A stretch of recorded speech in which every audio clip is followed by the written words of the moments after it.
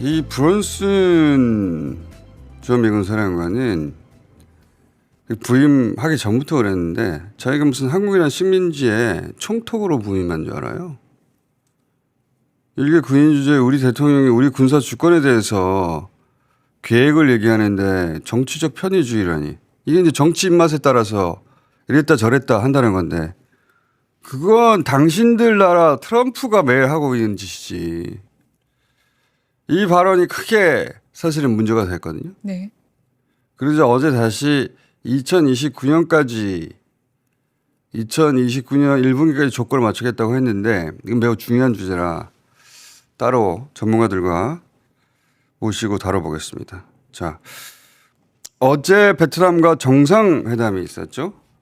네, 그렇습니다. 주협력 대상으로 언급된 사업이 뭐였습니까? 네, 어제 이재명 대통령은 또롬 공상단 서기장 겸 국가주석과의 정상회담에서 철도와 신공항, 스마트시티와 반도체, 원전과 스마트 항만 등의 분야에서 협력해 교역 공간을 2배로 끌어올리자는 공동 목표를 진행했습니다. 자, 교역 규모를. 네, 교역 규모, 교역액이. 네. 자, 이 양 정상의 발표 내용은 저희가 새벽에 확인을 해가지고 지금 편집 중이에요. 그래서 브리핑 끝나기 전에 들려드리기로 하고 먼저 제가 포인트로 얘기하고 싶은 대목이 이 대통령이 새 지도체제 출범 2주 만이다. 그리고 첫 국빈 방문이다. 이 이야기를 따로 강조했거든요. 네. 이 얘기를 왜 했냐면은 베트남 얘기를 우리가 할 기회가 없으니 요거 좀 해설하고 넘어갑시다. 베트남은 원래 당 서기장, 우리로 치면 당 대표인데 근데 베트남은 공산 체제라서 네. 공산당이 맨 위에 있습니다. 그래서 당 서기장이 국가 서열 1위예요. 그리고 2위가 국가 주석인데 우리로 치면 대통령인데 네. 이 공무원 인사권과 군 통수권이 없는 대통령이라고 생각하시면 됩니다. 그러니까 외교 관계, 뭐 국제 조약을 사인한다든가 또는 외국의 사절을 만난다든가 그렇게 대외적인 얼굴 역할을 하는 사람이 국가주석이 넘버 투고 그다음에 총리는 행정을 맡고 그다음에 국회의장이 입법을 맡고 우리하고는 다른 일종의 집단 지도 체제거든요. 네. 공산 국가들이 그래요. 근데 이 지금 서기장 이전에 응웬이라고 아주 오랫동안 십몇 년 했던 그 양반이 네. 재작년까지 이 부패 척결 운동이라고 해서 용광로였던가 다 녹여버리겠다고 이 부패 척결 운동하는 과정에서 넘버 투가 국가 주석이라고 했잖아요. 그 사람이 연속 2명으로 부패 혐의로 사임을 합니다. 연속 2명. 그 부패 수사를 지휘했던 공안부는 우리로 치면은 경찰청 그리고 법무부 그리고 국정원 이 다 합쳐진 막강한 네. 공산 국가의 이 사정 조직이에요.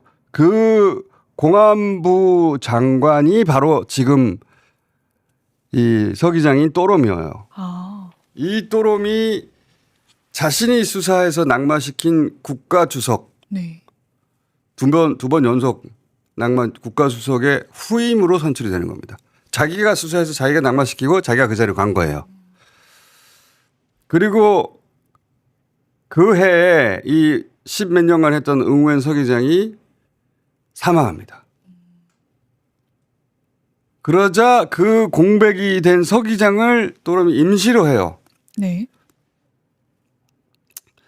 다른 사람이 또 잠시 하다가 올해 초에 이 서기장과 주석 자리를 통합을 하고 네. 올해 초에 네. 그 자리에 이 또롬이 둘 다를 가진 자리에 국가주석으로 국회에서 인준이 돼요. 야. 네.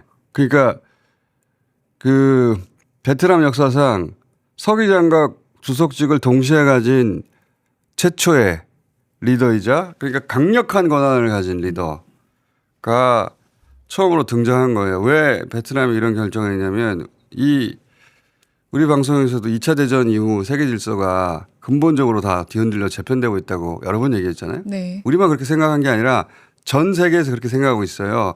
베트남도 마찬가지로 똑같은 판단을 해서 그런 엄청난 변화에는 이런 집단 지도 체제로 느리게 대응하는 것보다 1인 체제로 신속한 결정을 해야 한다.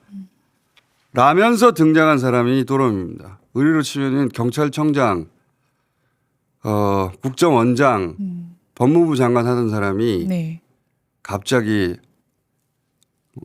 대통령 그리고 부통령은 없으니까 뭐랑 합쳐졌을까요? 국무총리도 합쳐진 거고 네. 막강한 권한을 가진 사람이 등장한 거예요. 그러니까 어제 베트남에서 합의한 내용은 굉장히 빠른 속도로 실행이 될 거다. 그렇게 말할 수 있죠. 베트남 서기장 겸 국가주석이라고 하는데 왜 겸임하는지 해설이 네. 없어서 제가 그 얘기를 좀 길게 했습니다. 자, 전쟁 이야기하느라 저희가 뜸했던 내란 관련 소식 잠깐 짚고 넘어갑시다. 단전단수 이상민 전 장관 2심 구형이 있었습니다. 그렇습니다. 내란 특검은 내란 중요 임무 종사 혐의로 기소된 이상민 전 장관의 1심과 같은 징역 15년을 구형했습니다. 빼먹은 게 있네요. 그런 베트남에서 가장 먼저 네. 국빈으로 초대한 사람이 한국의 대통령이었다는 게 중요한 겁니다. 네. 그러니까 베트남이 모두를 전환해서 네. 빠른 속도로 세계 질서에 맞춰서 중요한 결정을 해 나가야겠다라고 했을 때 제일 먼저 그 파트너로 한국을 떠올린 거예요. 그게 중요한 대목입니다. 자, 2심 구형이 있었다는 거잖아요. 네. 15년. 1심 선고가 7년. 7년. 자, 그리고 또 하나 내란 관련 종합특검이 노상원 전 사령관을 처음으로 피의자 소환 조사했어요. 무슨 혐의였어요? 범죄단체 조직 혐의입니다. 범죄단체 조직 혐의. 내란 사건에 왜 범죄단체 조직 혐의가 나오느냐. 노상원은 계엄 합수부 산하에 수사 2단이라는 걸 설치합니다. 네. 이거는 아무런 법적인 근거가 없는 그냥 비공식 조직이에요. 그러니까 자기가 마음대로 설치한 거예요. 이것을 종합특검은 마치 조폭이 범죄단체 조직하듯이 그런 비공식 조직을 조직했다라고 본 거예요. 그도 그럴 것이 이 조직을 통해서 선관위 직원들 공문에서 부정선거 관련 허위 자백을 받아내려고 했던 거로 네. 보인단 말이죠. 손가락 자르고 고문하고 그게 범죄단체지 뭐야? 함께 입건된 사람들이 누구예요? 노상원 전 사령관과 김용현 전 국방부 장관, 문상호 전 정보사령관과 정성욱 전 정보사 사업단장, 김봉규 전 정보사 중앙신문단장입니다. 이 범죄단체 조직은 형량이 세요. 형법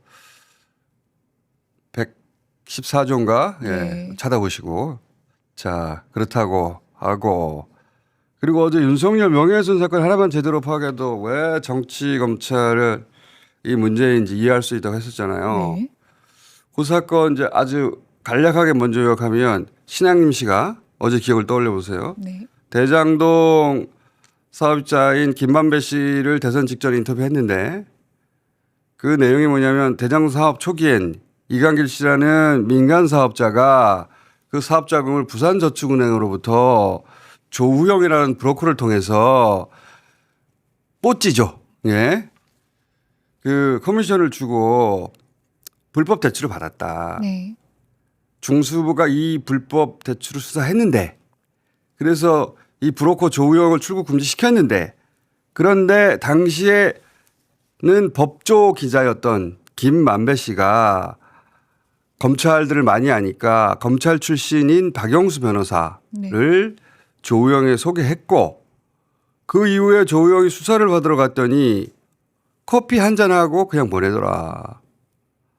그리고 나중에 민간사업자 이강글 씨가 법정에서 증언을 하길 검찰에 수사받을 때 내가 조우영한테 돈 준 건 어떻게 하냐고 했더니 그건 빼고 적으라고 하더라. 말이 안 되죠. 네. 검찰이 조우영 수사를 박영수 변호사의 부탁을 받고 무마를 해준 의혹이죠. 매우 강력한.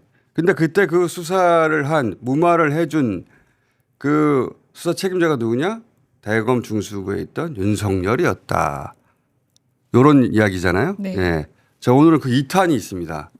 2탄이 뭐냐면 대장동 사업은 이게 이제 복잡해서 어제 오늘 나눠서 얘기하는 건데 사업은 크게 3개의 시기가 있어요. 지금 얘기하는 것은 다 초기예요. 네. 초기인데 이 민간 사업자가 검찰 수사를 받게 됩니다. 지금은 무마된 이야기를 하는 것이고 다시 검찰 수사를 받아요. 네. 그리고 그때는 조우용 씨 네. 빠져나가서 조우용 씨가 구속이 돼요. 이 민간 사업자도 걸려들고 네. 그래서 결국은 이 사업을 다른 사람에게 뺏깁니다. 그게 중기 네. 가운데 있는 시기예요. 네. 마지막 단계가 김만배 씨가 이 사업권을 인수해서 사업을 하게 되는 건데 이 중기 때 이야기를 잠깐 해볼게요. 네. 예. 이 사건만 대장동 사건을 쭉 이해하면 이거는 윤석열이 수사받아야 되는 건데 왜 그리고 검찰을 수사해야 되는 건데 네. 라는 걸 알게 돼요. 자, 그 영상을 보기 전에 JTBC와 남욱 변호사가 이제 수사를 받으려고 귀국했을 때 로비를 했는데 이재명 시장에게 대장동 관련 로비를 했는데 씨알도 안 먹힌다는 얘기를 했던 적이 있거든요. 그러니까 이재명 성남시장이 돈을 먹고 대장동 특혜를 줬다는 검찰 프레임에 대해서 그거 사실이 아니야라고 말하는 영상이 있어요. 그거 짧게 그거부터 봅시다. 내가 아는 12년 동안 내가 그 사람을 지켜보면서 얼마나 많이 해봤겠어요. 트라이를. 아유, 씨알도 안 돼. 굉장히 중요한 인터뷰인데. 자, 이 내용 포함해가지고 지난주 청문회에서 김승원 의원이 남욱 변호사에 대해서 이 두 번째 단계, 네. 대장동 두 번째 단계에서의 검찰 관련 의혹에 대해서 얘기하거든요. 이거 매우 중요한 대목인데 언론이 거의 언급을 안 해서 오늘 조금 긴데 한 2분 정도 되는데 천천히 들어보시기 바랍니다. 자, 봅시다.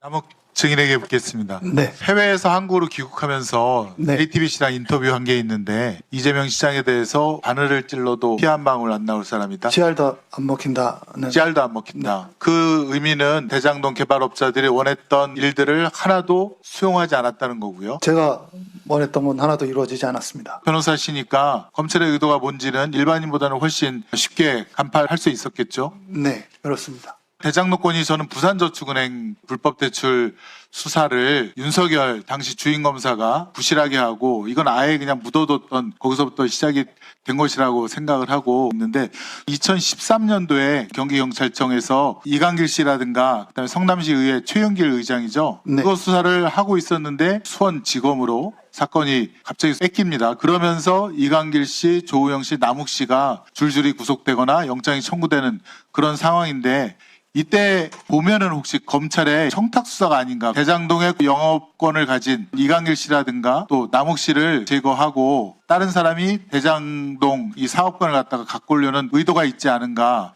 그런 생각이 드는데 그런 의심은 하고 있고 수사 과정에서도 어느 검사님께서 지금 의원님 말씀하신 비슷한 얘기를 저한테 하신 적이 있습니다. 그래서 50억 클럽이 나온 거 아닙니까? 그 50억 클럽이 대장동 사업권을 이강길 씨, 남욱 씨가 갖고 있던 거를 뺏어갖고 결국에는 이제 김만배 씨 쪽으로 갔죠. 거기에 협조한 검사들한테 50억씩은 줘야 된다. 그러면서 정영학 씨한테 김만배 씨가 그 얘기를 한 거 아니겠습니까? 또 당시 대장동 개발할 때 거기 시민단체가 반대 시위를 했었는데 서울 북부지검에서 갑자기 그 시민단체 대표를 구속해서 잡아갑니다. 저는 깜짝 놀랐어요. 아, 이게 성남 사건인데 왜 북부지검에서 가져가지? 잠잠해지면서 대장동 사업이 개발되는데 그 당시 그걸 했던 검사가 또 나중에 화천대유인가요? 거기로부터 자문료를 엄청 받아요 또 매달. 이 도대체 뭐냐 이게 도대체 대장동.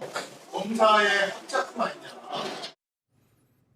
뭔가 이상하죠. 네. 중간에 네. 지금 김승원 의원이 제기한 의혹은 이 얘기가 있었어요. 예전에도 대장동 사업에 대해 탐사 취재를 하던 기자들 사이에선 이 얘기가 있었는데 이거 검찰이 대장동 사업 뺏을 것 같은데? 이 요지가 그러니까 간단히 요약하면 대장동 사업은 개발하면 몇 천억대 그 수익을 벌 수도 있는 사업인데 이걸 당시 사업권을 가지고 있던 이강길 씨로부터 초기 사업자 네. 여러 번 등장한 누군가 검찰을 동원해서 뺏은 거 아닌가? 이런 의혹이에요. 그리고 그 과정에서 동원된 이 검찰 출신들 혹은 관계자들에게 수고비로 50억씩 줬던 거 아닌가? 그중 하나가 곽상도 아들 50억 사건. 이거는 떠들썩했으니까 네. 기억하시죠? 네. 그거 아닌가? 그리고 대장동 개발 반대했던 시민단체 대표를 관할도 아닌 곳에서 나서서 구속하고 그리고 잠잠해지니까 개발에 나서고 네. 이거는 검사들이 동원된 대장동 사업 뺏기 작업 아니었나? 그랬던 검사가 나중에 알고 봤더니 김반배 씨가 대표로 있던 대장동 사업의 주체 화천대유에서 자문료를 받고 있더라. 검사들이 대장동 사업에 깊숙이 불법적으로 개입한 거 아니냐는 게 이런 의혹의 골자예요. 네. 저도 그렇게 의심해 왔습니다. 이 이야기는 잠시 후에 퍼니퍼에서 김승원 의원과 얘기 나눠봅시다. 그리고 그 김반배 씨의 누나가 네. 윤석열 부친의 연희동 집을 사줬단 말이죠. 2019년에. 이거 아세요? 모릅니다. 이 사건 자체는 모르죠. 네. 이 방송 하기 전에 시사 사건 모를 수 있어. 자, 그런데 지금 저 생각해 보세요. 그 김만배 씨 누나가 네. 19억인가 그랬을 거야. 현금을 주고 윤석열 아버지 집을 네. 대한민국에 부동산이 얼마나 많은데 하필 그 집을 샀는데 윤석열은 뭐라고 그러냐 무연이다 라고 했어요. 자, 이전에 몰랐으니까 지금 설명 들었잖아요. 네. 윤석열이 이거 나 몰라 김한배 씨 쪽인지 모르고 우연히 그렇게 된 거야 라고 말하면 무슨 생각이 들어요? 거짓말. 그렇지. 거짓말 같은데. 거짓말. 자, 그런데 청문회에서 그 매매를 중간에 어뢰지한 사람이 누군지 드디어 나왔습니다. 이거 들어봅시다. 2011년 상황이 궁금하더라고요. 네. 조우영과 관련된 수사를 윤석열 총수 이과장이 하고 그 변호사가 박영수인데 이 박영수를 소개한 사람이 김만배 아닙니까? 네. 그렇죠? 2011년 상황을 좀 설명해주고 또 궁금한 거는 김만배 누나가 윤석열 아버지 집을 사줬어요. 이건 네. 뭐냐면 김만배와 윤석열이 너무나 가깝다는 얘기고 사막에서 바늘 찾는 정도로 우연히 일치이거든요. 혹시 아는 내용 있으면 난 진짜 궁금하더라고요. 제가 그 당시에. 네. 지금도 궁금해요. 제가 듣기론 윤석열 대통령 아버님 집을 사주신 건 박영수 검장이 중간에 소개를 하셔서 사주셨다 이렇게 저는 전해 들었고 2011년도 일은 박영수 고검장께서 다 당시에 데리고 계셨던 검사님들이니까 박영수 고검장께서 부탁하셔서 조영 대표가 입건이 되지 않고 사건이 마무리된 걸로 그렇게 알고 있습니다. 그러니까 부패 카르텔 아닙니까 이거. 박영수, 윤석열, 조영 봐주고 그 집 사주고 그 혜택은 윤석열이 보고.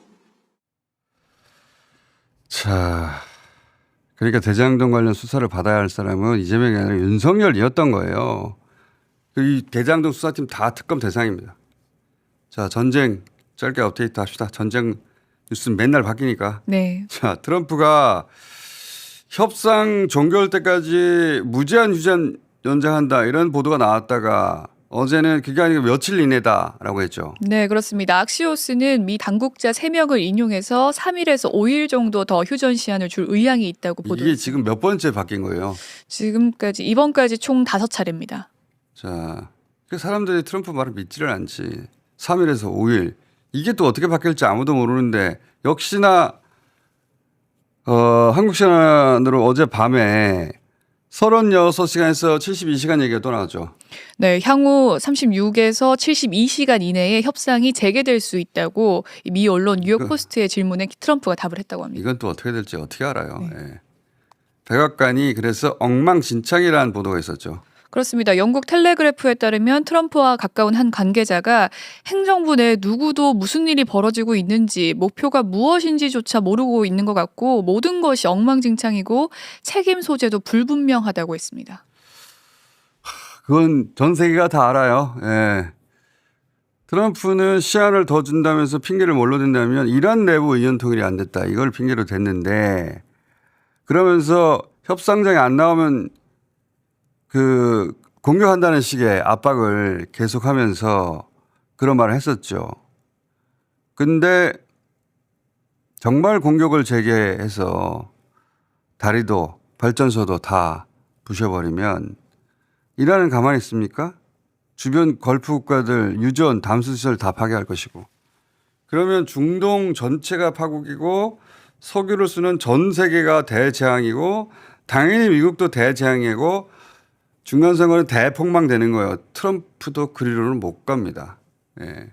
그러니까 군사 공격을 하는 게 아니라 봉쇄해서 이란 경제를 말려 죽이겠다 이런 계산인 것 같은데 이란이 그 의도를 읽지 못할 리가 없잖아요. 그러니까 이란은 트럼프가 휴전을 연장한다는 발표 자체를 인정 안 했죠. 네. 그러면서 미국이 봉쇄를 하는 한 호르무즈도 개방 없다 이렇게 말했단 말이죠. 네, 이란 타스님 통신에 따르면 봉쇄는 적대 행위로 간주하며 봉쇄가 계속된다면 개방은 없다고 했습니다.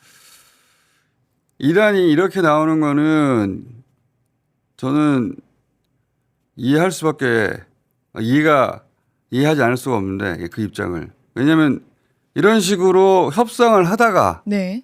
협상이 결렬돼서가 아니라 협상하고 있는데 미국이 공격을 2번이나 했단 말이죠. 네. 지금도 다를 이유가 뭐가 있느냐 이렇게 생각할 수밖에 없어요. 그러니까 저런 식으로 협상을 하자고 해놓고 봉쇄를 하고 그러면 그 봉쇄가 공격이라고 생각하는 거예요. 이란에서는. 이 진짜 협상을 할 거면은 다 멈추고 협상만 해야 되는데 한쪽에서는 상선을 납포하고 막 봉쇄한다 하고 군사적으로 압박을 하고 그거를 트럼프는 협상 기술이라고 생각하는데 이란에서는 이 협상을 진짜로 하려는 게 아니구나. 못 믿겠다라는 거예요. 이게 진짜 아이러니인 게 이란의 이런 발표가 더 신뢰를 얻고 있거든요. 미국은 2차 대전 후에 세계 질서를 만든 패권 국가이자 현대 민주주의의 모범 국가로 20세기 내내 국제사회에서 간주됐는데 그런데 이제는 미국 말을 안 믿고 미국이 불량 국가라고 그렇게 오랫동안 수십 년간 말했던 이란 말을 국제적으로 더 신뢰하게 만드는 게 미국 자신이에요. 네. 자, 베트남과의 정상회담 영상이 준비가 됐네요. 요거 근데 길이가 좀 되니까 이 브리핑 마무리하고 트는 걸로 합시다. 자, 공지사항이 하나 있습니다. 자, 란 123. 어제 드디어 개봉을 했고 네. 어제 하루 종일 성적이 네. 어젯밤에 네. 나왔습니다. 어젯밤 전체 박스오피스 2위에 올랐어요. 네. 2위로 2위 만족할 수 없습니다. 만족할 수 없으세요? 네. 이제 보신 분들이 38,000명이나 되니까 후기를 한번 보세요. 영화를 보신 분들이 네. 이제 후기를 많이 남겼거든요. 여기저기에. 네. 이 영화는 다큐 사상 이전에 없었던 형식의 걸작입니다. 예. 그 보신 분들의 후기를 한번 확인하십시오. 그러니까 주말이 가장 중요한데 네. 수요일이니까 2위 했다고 치고 오늘도 두고 봅시다. 그리고 주말에는 1위를 하는 것으로 우리가 자 베트남과 정상들의 영상회담 영상 잠깐 보시겠습니다. 오늘 여기까지 할게요. 겸손은 힘들다 권민정이었습니다. 베트남 신지도부 출범 후 첫 번째 국빈으로 베트남을 방문하신 것을 진심으로 환영합니다. 첫째, 외교, 국방, 안보 등 핵심 분야에서의 신협력을 확대하기로 했습니다. 둘째, 2030년까지 양국 교역액 1,500억 달러 목표를 향해 서로의 상품이 상대국 시장에 원활히 진입할 수 있도록 편의를 지속적으로 제공하기로 했습니다. 베트남은 인프라 개발, 스마트시티, 반도체, 대규모 AI 데이터 센터 구축, 원전, 스마트 항만 및 항만 건설 등 우선 분야에 대한 한국 기업의 투자 확대를 환영합니다. 넷째, 영화, 음악, 게임을 비롯한 문화, 산업과 엔터테인먼트 산업에 대해 서로에게 경험을 공유하고 상호 지원을 강화해 나가기로 했습니다. 다섯째, 양국이 공동으로 참여하고 관심 가지고 있는 국제 및 지역 포럼과 기구에서 긴밀히 협력하고 상호 지원을 더 강화하기로 했습니다. 지난해 대한민국 새 정부 출범 후에 당 서기장께서 첫 국빈으로 방한하셨는데 이번에 제가 베트남 새 지도부 출범 후 첫 국빈으로 방문하게 됐습니다. 첫 번째, 양국은 2030년까지 교역 규모 1,500억 불 목표 달성을 위해 교역 투자 협력을 더욱 호혜적으로 발전시켜 나가기로 하였습니다. 둘째, 양국 간 굳건한 상호 신뢰를 바탕으로 에너지 인프라 분야에서 전략적 협력을 강화하기로 하였습니다. 내일 베트남의 호치민시 도시 철도에 대한 한국의 철도 차량 수출 계약이 체결될 것입니다. 세 번째, 과학기술, 기후변화, 환경, 문화교육 등 미래지향적인 분야에서 협력을 더욱 확대하기로 하였습니다. 넷째, 베트남은 한국인이 세계에서 두 번째로 많이 찾는 나라로 1년에 무려 450만 명의 한국인이 방문하고 있습니다. 이와 함께 우리 국민의 국제결혼 1위 국가로서 10만의 다문화 가정을 이룬 사돈의 나라이자 아세안 내 최대 규모의 재외동포 거주 국가이기도 합니다. 한국 내 베트남 노동자와 결혼 이민자들의 권익 증진을 위해 계속해서 노력할 것을 약속드렸습니다. 또름 당 서기장님과 베트남 국민들의 환대에 다시 한번 깊이 감사드립니다.